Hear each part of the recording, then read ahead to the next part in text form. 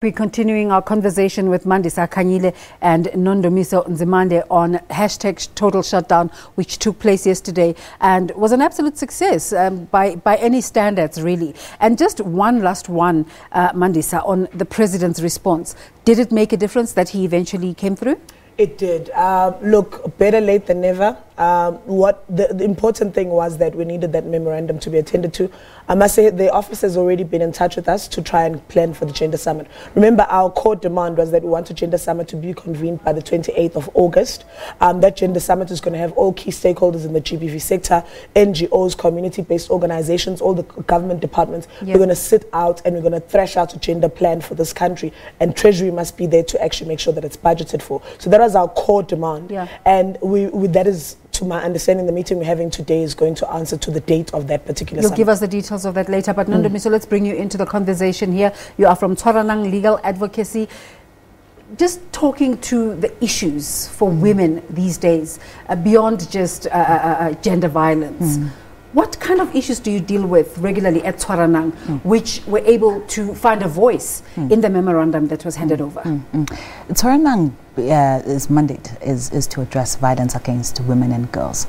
So we deal with violence against women and girls on a daily basis.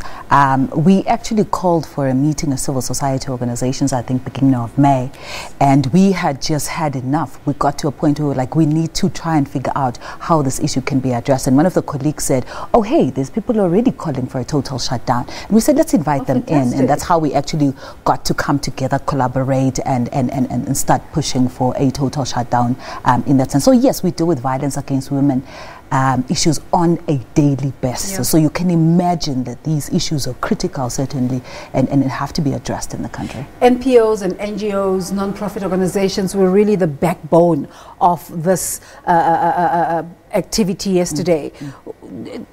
Do we take the work of these organizations seriously enough?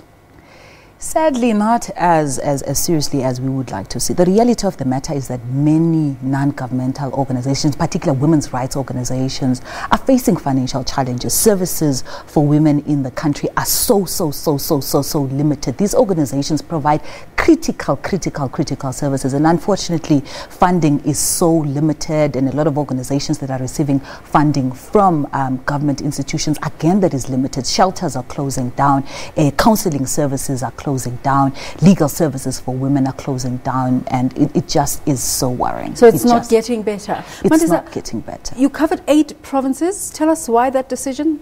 Northern Cape at the last minute was unable to secure a permit. We tried very much so to have a negotiation.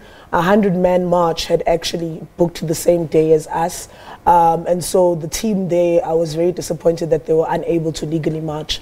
So that was why Northern Cape, but they had been planning. How were women in the Northern Cape able to show solidarity even though they were not able to be seen out there as marching as well? Look, they did come out in the streets in their numbers, in their red and black, and they observed the moment of silence with the rest of the women in the country. So they did have that moment as well, even though they weren't able to go and submit a memorandum over. So with hindsight, what was your sense of what transpired yesterday?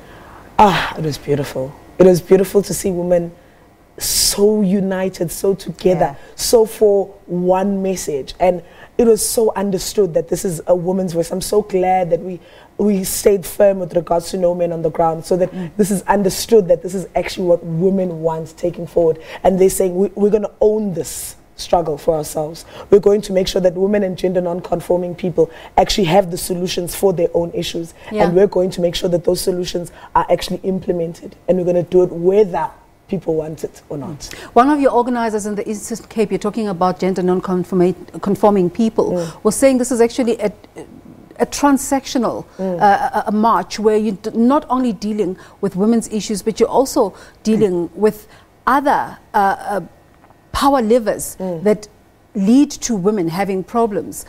Tell us about that narrative.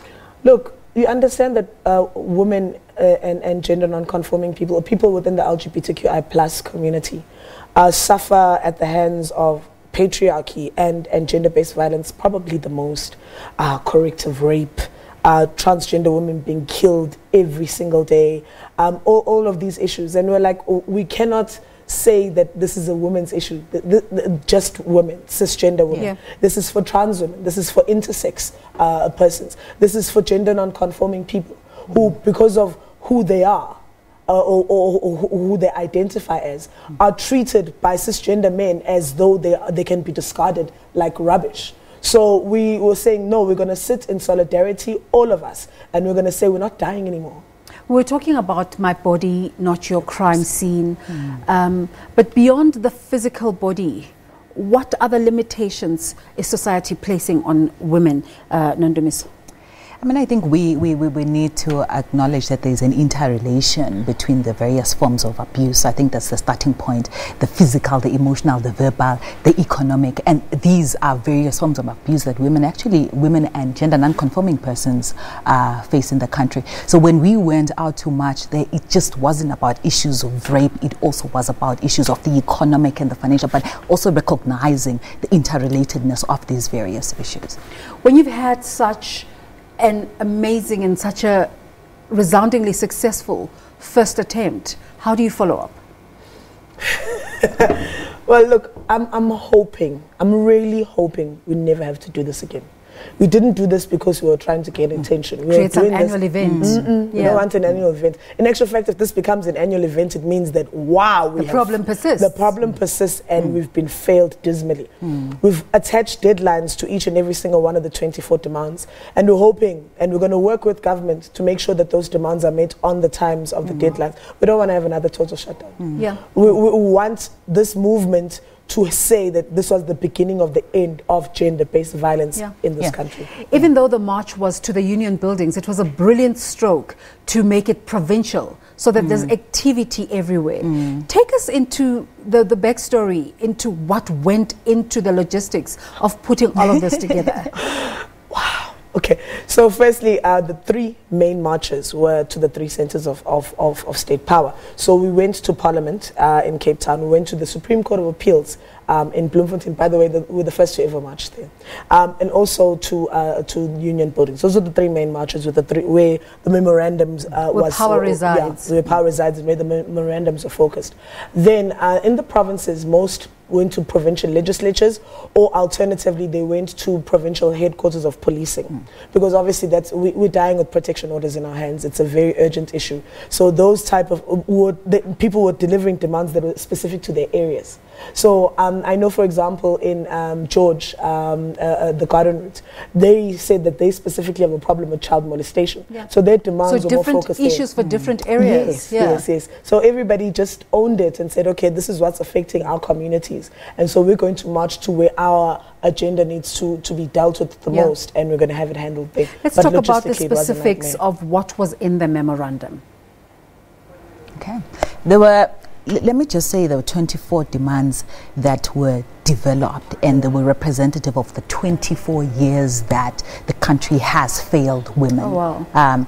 So we have about 24 of them, and as Mandisa put it, the central demand for yesterday was to say to the president, we must have a gender summit. And at this gender summit, we will definitely dialogue around the 24 demands which have set deadline. But most importantly, Desiree, I think the one thing that we also acknowledged, and I think the president also acknowledged here, is that as women, we experience the pain. Hence, it is important for us to be solutions focused, and the solutions must come from the women, and so the voices of women must be carried forward in this. So the 24 demands, if I could list some of them, was definitely the importance of coming up with a strategy to address violence against women and gender non-conforming persons. Just in wrapping this up, Mandisa, whenever we have mass events in South Africa, the one concern that constantly comes up is inclusivity, the fact that it will probably just be black people. And in this event, you were able to see Indian women, white women, colored women, black women. How do you think you achieved this?